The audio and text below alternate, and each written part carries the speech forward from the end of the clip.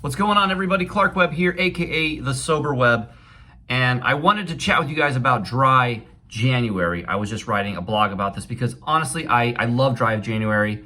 Anyone that's doing dry January, let me know in the comments that you are having a good go at it this month, because I'm so proud of you. But I got to be honest, dry January concerns me for a number of reasons. I'm going to tell you my personal story about why I think taking off time and not committing to sobriety can actually be really, really dangerous. Now, this is primarily for those people who maybe are sober curious, or maybe they want to know more about sobriety or life without alcohol. Maybe you want to quit alcohol. So keep watching if that's you, because this is really, really important to your sobriety, okay?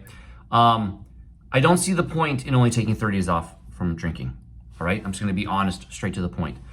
It is a dangerous game to play if you drink and maybe you lose control once you start and you can't stop, to only take off 30 days and think that you can go back to drinking, all right? I did that a number of times until I finally got sober in 2017. And the last time started after I took 90 days off from drinking. It was nowhere near January, but I knew that I wanted alcohol out of my life. I thought I had control of it, and that's part of the problem, is that we think that we can control our drinking, so we take off a few days or 30 days and we feel a lot better. So we think that we can go back to our old ways and it's going to be any different, but it's usually not. So for me, the experience was I was on a trip in Iceland. I was in Reykjavik on business, and I was 90 days sober, and I thought I could get away with having one drink. I was there by myself. I knew no one knew me. No one back home would ever know that I relapsed, because who would find out? But the problem is, when you take off time from drinking and then you go back to it, you kind of hit it like you didn't stop drinking at all. So maybe you could handle 3 beers or 3 glasses of wine, and then you take off 30 days or 90 days or 6 months, you go back.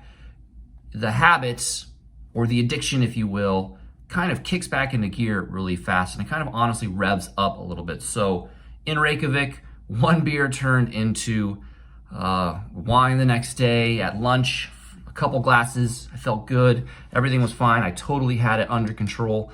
And then that night, it just got bad, because I was like, wow, I'm under control. I'm feeling really great after some wine at lunch. I had a nap. I feel really good. I could probably have a few more beers. I'm totally in control. And then there was whiskey, or there was something on draft that was really powerful. And the next thing I know, I woke up in my hotel bed with no recollection of how I got there. And thank God a coworker, a gracious and compassionate colleague of mine, made sure I did not sleep on the streets of Reykjavik. So that was my final relapse.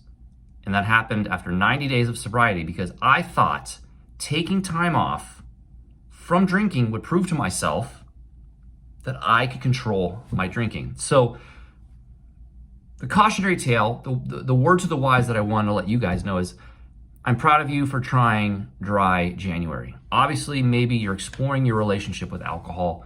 Maybe you want to quit for good, or maybe you want to see if you can have some control, or you can cut back. There's so many benefits to quitting alcohol, but you can't experience it all in only 30 days. All right, sobriety can change your life.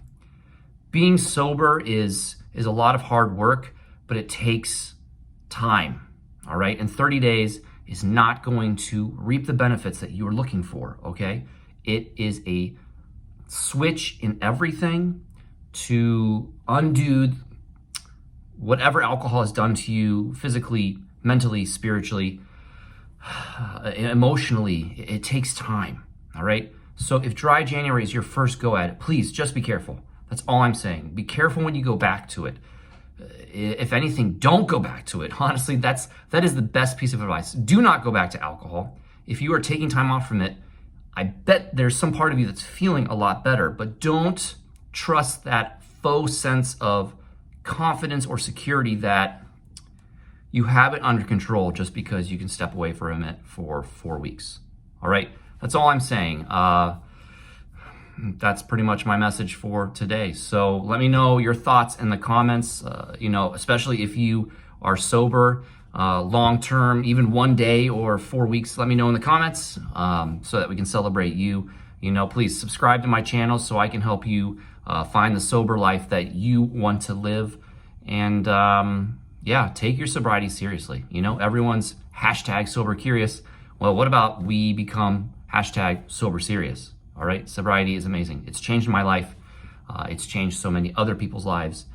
But sadly, I also know many people that were sober for a long time that decided they wanted to test the waters again with alcohol since they'd, quote, end quote, gotten a grip on it, and they are no longer here. So please take Dry January seriously, and please think strong and hard about going back to drinking after taking time away from it. All right, that's just been on my heart, and I wanted to share with you guys. So yeah, thanks for your time.